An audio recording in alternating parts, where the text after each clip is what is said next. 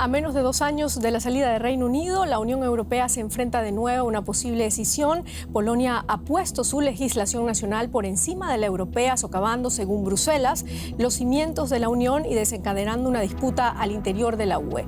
Muchos temen que sea el primer paso para su ruptura legal con el bloque comunitario. El Tribunal de Justicia Europeo obliga a Varsovia a pagar una multa de 1 millón de euros al día. La presidenta de la Comisión Europea, Ursula von der Leyen, amenaza con nuevas sanciones. El primer ministro polaco, Mateusz Morawiecki, habla de chantaje. La situación se agrava con la posición polaca ante la crisis migratoria. Polonia quiere construir un muro para frenar a refugiados que entran desde Bielorrusia. En A Fondo nos preguntamos, ¿Polonia y migración fracasa Europa?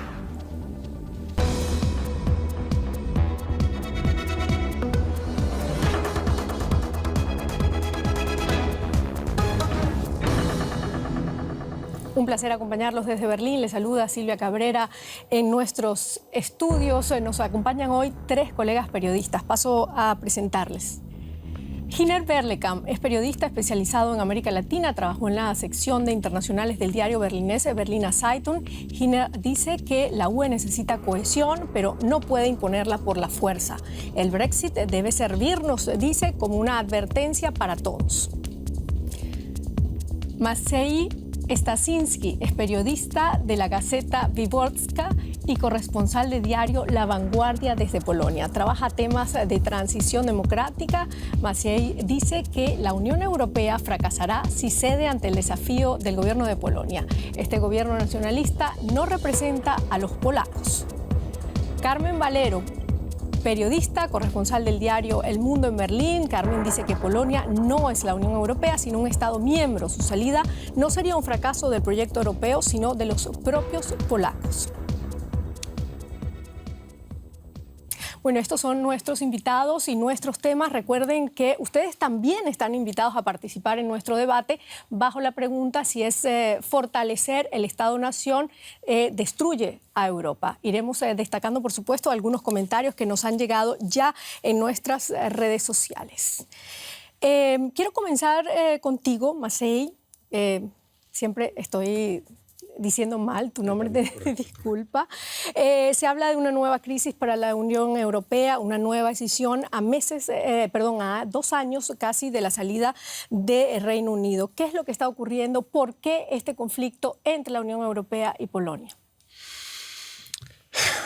El conflicto ha estado latente desde hace 5 años, prácticamente desde el momento en que el Partido Nacionalista Ley y Justicia ganó las elecciones y tomó el poder, y solo ahora ha estallado después de 5 años de ese estado latente en que está madurando.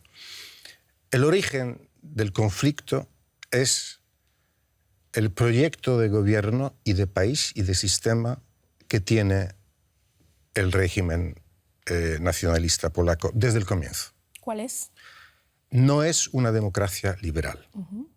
Es una democracia solo en cuanto vehículo para instaurar una autocracia, llámese dicta blanda, qué sé yo, un régimen, desde luego, reñido con los principios rectores de las democracias liberales, basados en la división de poderes y los llamados checks and balances, que permiten un equilibrio entre diversos brazos de la democracia, como el poder judicial, poder legislativo, poder ejecutivo, los medios independientes y libres.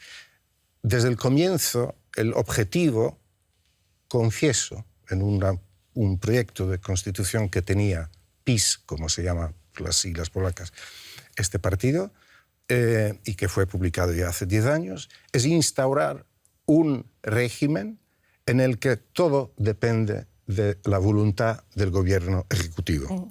Ahora sí, revestido de poder en función del sufragio universal. Es así, porque ganaron las elecciones limpiamente, pero desde que ganaron las elecciones están llevando a cabo, paso a paso, porción por porción, un proyecto de sistema para Polonia que no es democracia liberal. Es una autocracia nacionalista muy compenetrada con el catolicismo, un nacionalcatolicismo autoritario. Esto es el último motivo y el origen de todo el conflicto. Ahora, se ha estado gestando lentamente porque no se instauró este proyecto de un día para otro, sino que fue implementándose paso a paso. Claro. Carmen, saltarse el Estado de Derecho europeo para instalar, como dice Maciej, una autocracia nacionalista. ¿Crees que ese es exactamente el problema en el que estamos ahorita, el conflicto entre Polonia y la Unión Europea? Sí, el problema lo ha descrito él perfectamente. ¿Cuál es el objetivo del gobierno polaco y cuál es el marco jurídico que se ha dado la Unión Europea como club de países? El marco jurídico que, lógicamente, incluye el Estado de Derecho, y el Estado de Derecho pasa por la separación de poderes, por el reconocimiento de la dignidad humana, por el respeto de los derechos sociales, políticos y económicos. Creo que, como él bien decía, el objetivo del gobierno del PiS, que al decir gobierno del PiS hay que referirse a su líder, que es Jarosław Kaczyński, que él es el que domina el partido, el que domina el gobierno, es hacer un país a su sombra. Y su sombra hay, como comentábamos antes del programa, muchos fantasmas. Creo que está jugando con fuego.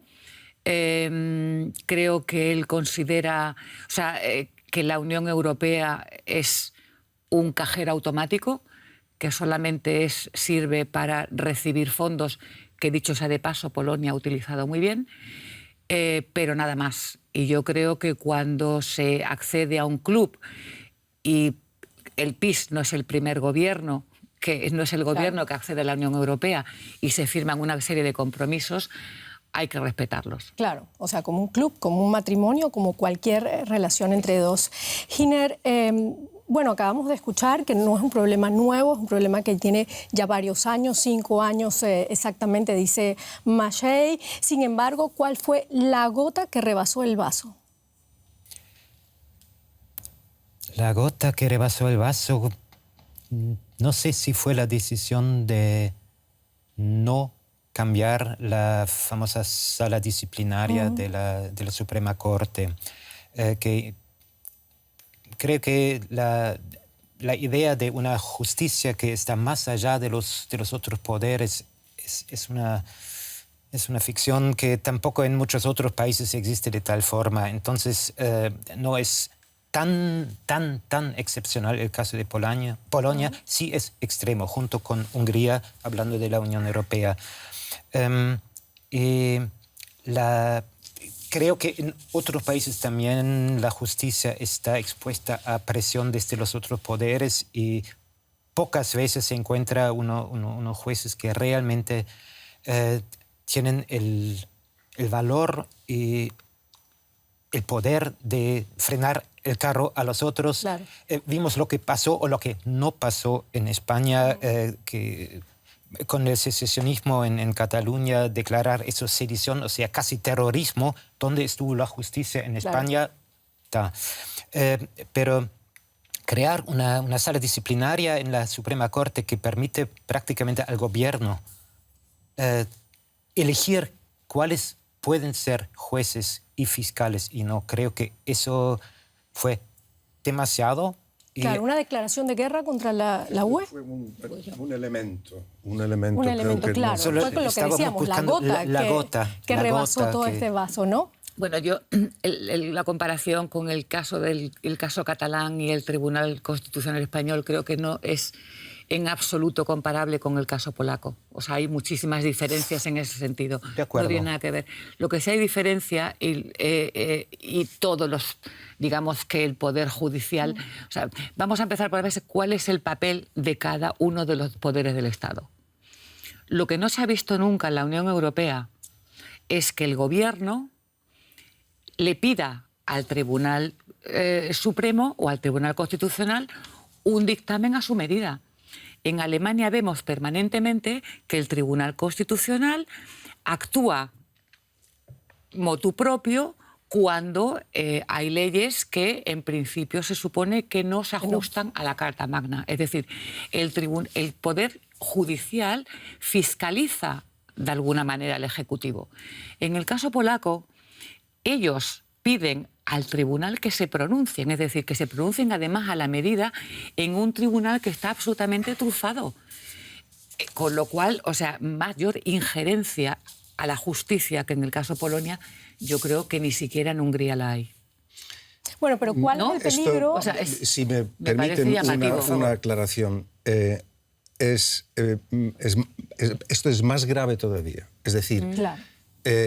La llamada reforma del Poder Judicial que emprendió el gobierno desde el comienzo está encaminada a la toma del Poder Judicial, no influirlo por los políticos. Tienes razón que en muchos países los políticos negocian a la hora de formar el Consejo Superior Judicial, o como se llame.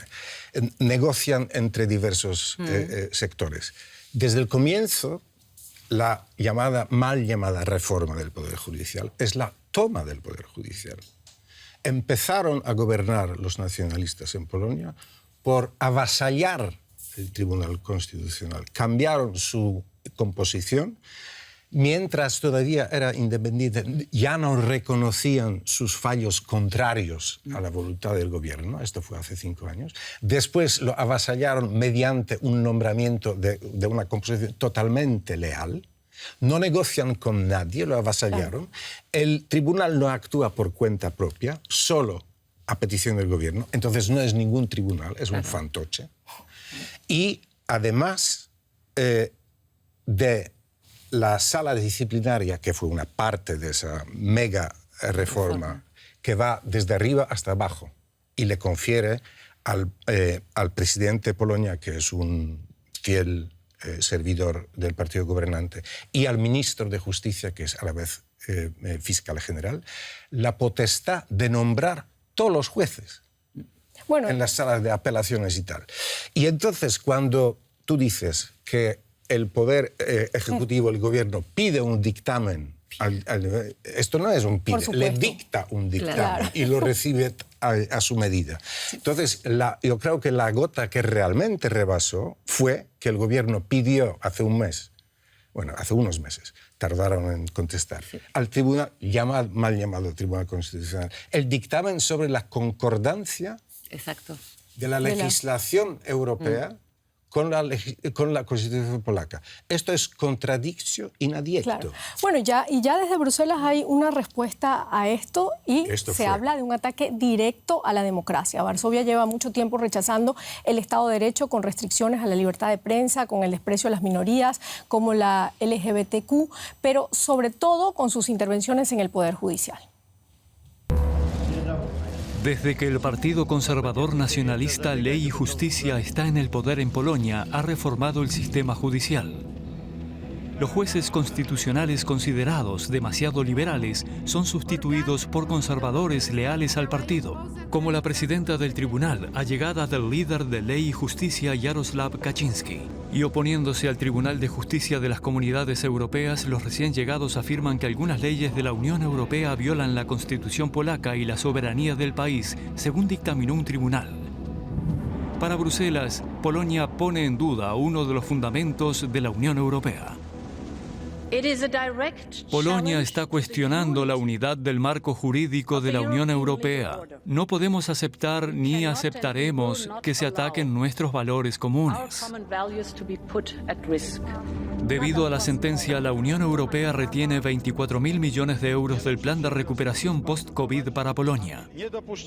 No podemos aceptar que la Unión Europea se extralimite extendiendo sus competencias. Tampoco aceptaremos sanciones financieras contra Polonia. ¿Quién se impondrá en esta disputa? Bueno, lo acaban de escuchar, hay sanciones financieras contra Polonia, pero también el Tribunal de Justicia Europeo le ha impuesto al país una multa de 1 millón de euros al día. Giner, ¿con qué severidad golpea esto a Polonia? El millón de euros por día es, que yo sepa, la pena más alta impuesta jamás por el Tribunal Europeo. Entonces tiene más allá del monto, que ya no es poca cosa, tiene un símbolo más simbólico todavía, pero es poco en comparación con otros fondos europeos que en ese momento se le están negando a Polonia, los fondos de recuperación post-COVID, post-corona, los fondos y los créditos, etc. Entonces, el millón de euros puede doler un poco, lo otro duele mucho. ¿Es justo el castigo que debería tener Polonia? Yo estoy de acuerdo con él, o sea, 1 millón de euros o 500.000 o 300.000, o sea, a fin de cuentas no significa nada, o sea, lo importante aquí es el trasfondo y el trasfondo del asunto, pero también la determinación con la que las instituciones europeas están dispuestas a frenar y a defenderse del ataque frontal que un país, en este caso, está realizando contra 16, si incluimos a Hungría. Creo que la Unión Europea tiene todo el derecho a defenderse, a imponer o asegurarse de que se cumple lo pactado, y en el caso de los fondos de Corona en el 2020, la concesión y el reparto de esos fondos al que se llegó después de unas dramáticas sesiones de negociaciones en Bruselas están sujetos a una condicionalidad, y la condicionalidad de esos fondos es el respeto al Estado de Derecho. Claro. Si ahora, apenas 2 años después, Polonia dice me olvido de lo firmado y no reconozco la condicionalidad a la que yo mismo me he comprometido, pues eso de alguna manera denota la sinrazón de un gobierno que yo creo que está actuando de una manera perversa para su población y para el resto de los socios, muy desleal. Bueno, Maciej, Carmen dice que Europa tiene todo el derecho a imponer estas sanciones, a imponer multas contra Polonia. Polonia dice que es simplemente un chantaje de Europa. ¿Quién va a ganar en este conflicto?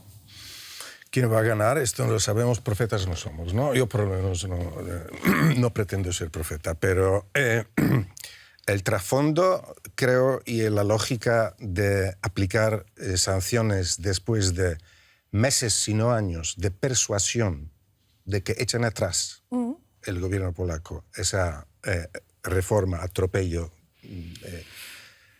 enmienda a la totalidad, como se dice, de todo el Poder Judicial, después de meses y años de persuasión fútil, porque no hacían caso, no pasaba nada. Entonces llega el momento en que hay que decir hasta aquí hemos podido llegar. La Unión Europea no tiene divisiones blindadas. Polonia es miembro de la OTAN y de la Unión Europea. No se aplica fuerza física. Se puede aplicar la fuerza de la persuasión, del sentido común, de la razón, y si no, como es un club que beneficia a todos debido a su caja común y compromisos mutuos, pues la caja es uno de los instrumentos. Yo creo que ningún hombre en sus cabales puede oponerse a esto. Además, en cuanto si es doloroso o no, aplicar una sanción detrás de la cual está la exigencia de abolir esa sala disciplinaria, que es un castigo, un palo para castigar a jueces independientes. Debo decir que cuando el gobierno quiere votar una ley como aquella, la vota en 24 horas, con 3 lecturas en una noche, forzando el reglamento parlamentario, violando la ley para forzar la ley. Entonces, si la quieren abolir, la pueden hacer en 15 Claro. minutos, porque además en esto van a tener el apoyo de toda la oposición parlamentaria. Juancha, y polaca. vamos a ver qué dice nuestro público. Como todos los jueves, hemos publicado en YouTube una encuesta sobre el tema que vamos a analizar o que estamos analizando aquí en A Fondo. La pregunta que hacemos y que queremos que ustedes nos respondan y nos den además su opinión es si fortalecer el Estado-Nación destruye la Unión Europea. Hasta ahora más de 26.000 personas han votado y tenemos más de 500 comentarios. Les voy a leer algunos de ellos. Miguel dice, cada país elige su gobierno y por tanto su forma de ser gobernados. Nadie más tiene que imponer ni leyes, ni identidad, ni nada. Si su población ya tiene poder para hacerlo o no hacerlo, que respeten la soberanía de los países. Antonia Cesario dice, si Polonia quiere seguir el ejemplo del Reino Unido, ahí está la puerta. Quieren el dinero, pero no las obligaciones, igual que Hungría, lo que decías tú, Carmen. Y eso que supuestamente Reino Unido tiene una economía más fuerte de Polonia, basta ya de chantajes a la Unión Europea. A ver, creo que tenemos otro, Fernando Rojas. Por lo visto, la opción nacionalista ganó. Yo creo que las fronteras de la antigua cortina de hierro siguen tan vigentes como nunca. El este y el centro de Europa tienen realidades y necesidades muy distintas al tranquilo occidente. Carmen, ganó el este, dice aquí, yo creo que las fronteras de la antigua cortina de hierro siguen tan vigentes como nunca. ¿Eso es así? Bueno, yo creo que no. Yo creo que limitar el debate al este y al oeste de Europa no conduce a nada. O sea, estamos hablando de personas y de partidos concretos. O sea, en el caso de Polonia estamos hablando en absoluto del pueblo polaco, que mayoritariamente es favorable a la Unión Europea y a seguir formando parte de ese proyecto que personalmente considero ilusionante. Sí, estamos hablando de sectores de la población que los hay en el este de Europa como en el oeste de Europa. Bueno, también los hay diferentes en el este de Alemania y en el oeste de Alemania. Es decir, también hay personas en el este de Alemania que son preeuropeístas y hay personas que consideran, o sea, sienten nostalgia por el régimen comunista que vivieron en su momento y aún así no hablamos de dos Alemanias, ni se habla de la Alemania del este y del oeste. Se ha hecho un esfuerzo tremendo por la unificación de Alemania y yo creo que los países del este se han contribuido también enormemente a la integración europea. De hecho, Polonia fue uno de los países en los que los padres de la Unión Europea, que eran François Mitterrand y Helmut Kohl, pusieron en marcha en el llamado Triángulo de Weimar para poder hacer realmente una integración europea. Yo creo que los europeos del este son europeístas, pero evidentemente tienen una realidad socioeconómica y cultural detrás que les hace tal vez ser más permeable a un tipo de políticas. Pero Claro, yo Gine, creo que el problema no es... ¿Pero está realmente en peligro la unión del bloque con esta disputa entre Polonia y la Unión Europea? No lo creo, pero creo que hay que reconocer también que la Unión Europea tiene varias cuestiones pendientes. La cuestión de la soberanía no está resuelta. Que un país...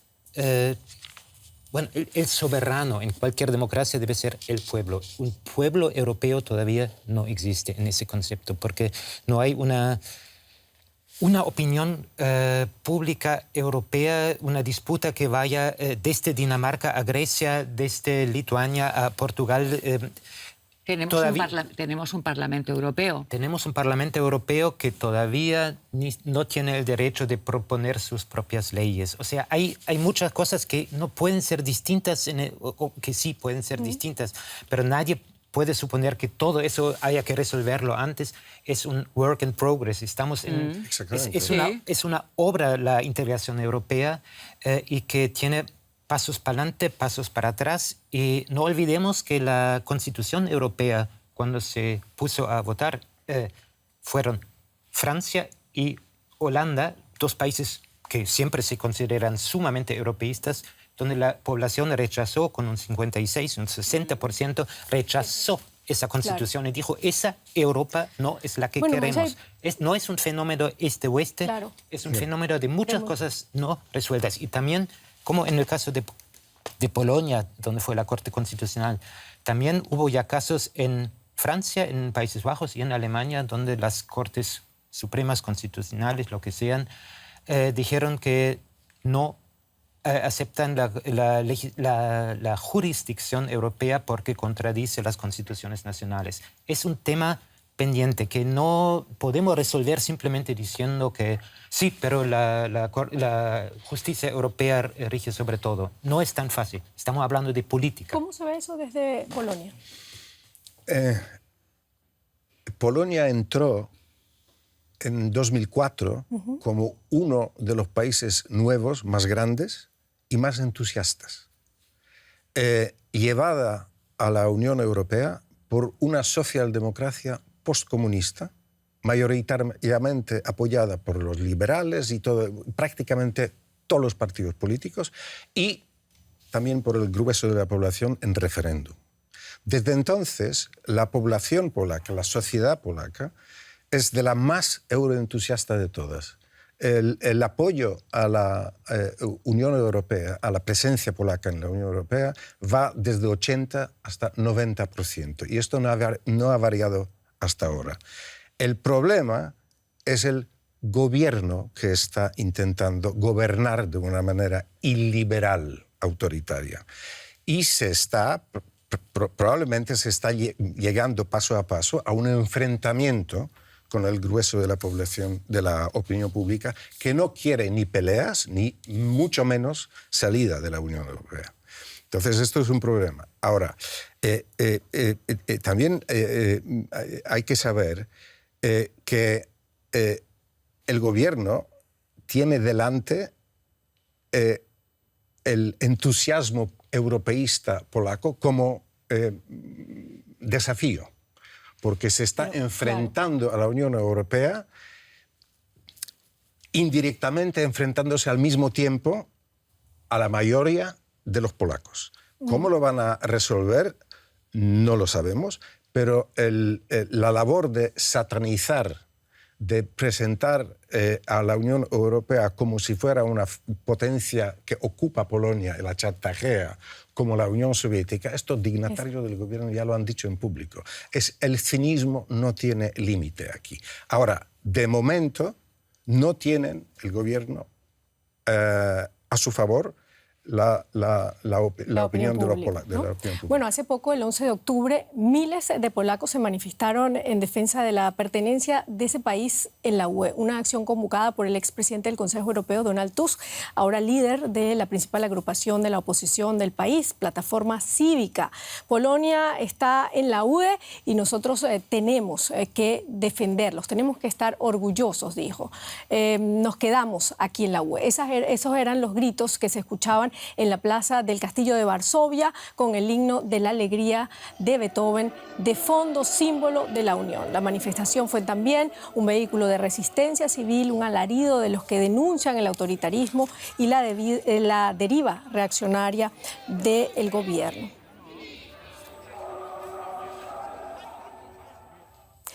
Carmen, ¿se trata de la ansia de libertad de los polacos, ir en contra de esta idea de salirnos o de esta posibilidad de salirse de la Unión Europea? ¿Cómo ves tú esas manifestaciones que se dieron allí en Polonia a favor de la UE? Bueno, yo creo que ir a favor de la UE es en contra del gobierno. Creo que los polacos han luchado mucho por la democracia, por la libertad, por el desarrollo, y yo creo que deben preservar esos derechos. O sea, el apostar por la Unión Europea en este momento es votar por una garantía, tener un aval de que la deriva autoritaria del PiS tendrá su límite. Claro. Por eso creo que estas movilizaciones son importantes. Creo que de alguna manera hay que contrarrestar la propaganda desde el gobierno. Cuestión aparte es que esas manifestaciones, ese rechazo, se traduzca en las urnas, porque eso acabaría con el problema. Si el pueblo polaco logra en las próximas elecciones generales quitar al PiS del poder, se habrá de alguna manera eliminado uno de los problemas. El problema que tenemos, o cuestión aparte, es que si hay un cambio de gobierno en Polonia, el gobierno entrante, un gobierno que apueste por la democracia liberal, será capaz de revertir todas las reformas que el PiS ha ido llevando a cabo y sacar de los nichos fundamentales en el aparato del Estado, en las instituciones, todo el clientelismo y todas las semillas que ha ido dejando este partido. Pero creo que los polacos son muy conscientes de sus derechos. Lo hemos visto en el caso que nos ocupa, lo hemos visto antes también en los llamados Viernes Negros, cuando cientos, o sea, decenas de miles de mujeres salieron a la calle para protestar con el intento del gobierno de limitar el derecho al aborto. Creo que el pueblo polaco es un pueblo muy consciente de sus derechos, es una sociedad civil cohesionada, y yo creo que lo que se está viviendo en estos momentos puede resultar prácticamente anacrónico, porque se cruzan muchos intereses, muchos fantasmas, muchos miedos, que además, en este caso, los contrarresta el PiS con un éxito económico que está ahí y que es verdad. Claro. El PiS ha puesto en marcha un sistema económico y de protección social que hace que el polaco diga, si en el fondo nos va bien. Sí. Machay, mejor que bajo todos los gobiernos anteriores. Exacto. Claro, Machay, ¿tú crees opinas lo mismo que ella? Sí. O sea, ¿son conscientes los polacos de su derecho? ¿Está la sociedad realmente cohesionada? La conciencia y la cohesión social tampoco es un estado firme. También es un proceso. Claro. Esto es un proceso. Yo creo que el pueblo polaco está tomando conciencia de sus intereses civiles, económicos, políticos, de integración europea, gracias, paradójicamente, a ese órdago que está lanzando a Europa el régimen nacionalista. Porque yo creo que es importante hacer constar una cosa. El lema de nuestra discusión es si el Estado-nación hace peligrar la Unión Europea. Exacto. No. El Estado-nación, no. La Unión Europea fue fundada por Estados-nación. Pero el Estado nacionalista sí que está reñido con la Unión Europea. Porque el Estado nacionalista no es democrático. El Estado nacionalista dice que la nación, que no se sabe lo que es exactamente, un colectivo con el que todos forzosamente se tienen que identificar por encima de sus derechos civiles como ciudadanos, este sí que está reñido con la Unión Europea. Además, el Estado-nación, o sea, Polonia, cuando entró en la Unión Europea, incorporó a su Constitución, en el artículo 91, la superioridad de la legislación europea. Claro. Esto está. Entonces, toda esa cosa... Era uno de los requisitos, además, para poder acceder. Pero está incluido en la Constitución. Claro. Toda esa discusión falsa que provoca el gobierno con su dócil llamado... Tribunal Constitucional sobre la superioridad está falso desde el comienzo. Es una discusión falsa. La Constitución falsa, reconoce la primacía. Claro. Si las leyes están reñidas, tienen que ceder. Claro. Giner, ¿qué opinas? ¿Es una discusión falsa la que se da desde el gobierno? No, ¿Cómo se beneficia el gobierno ultraconservador de Polonia con estas leyes y este discurso, además, antieuropeo? Yo tengo el temor de que también en Polonia el gobierno logre aprovecharse de la situación y llamar a la cohesión nacional en frente a la amenaza que viene de afuera, de Bruselas, etc. Eso antes nunca se sabe, pero no creo que es... Lo va a intentar seguro, pero si lo va a lograr... ¿Qué busca con eso? Espero que no. Es otra cosa.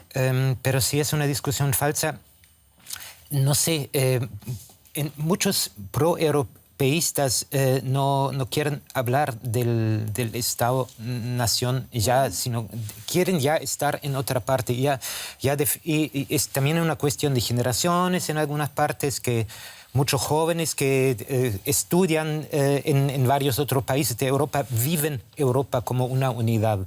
Otros no. Claro. Hasta cierto punto... la idea de una Unión Europea cada vez más cohesionada, cada vez más una sola entidad, un solo país casi, hasta cierto punto es todavía un proyecto de élites, no de todos los pueblos.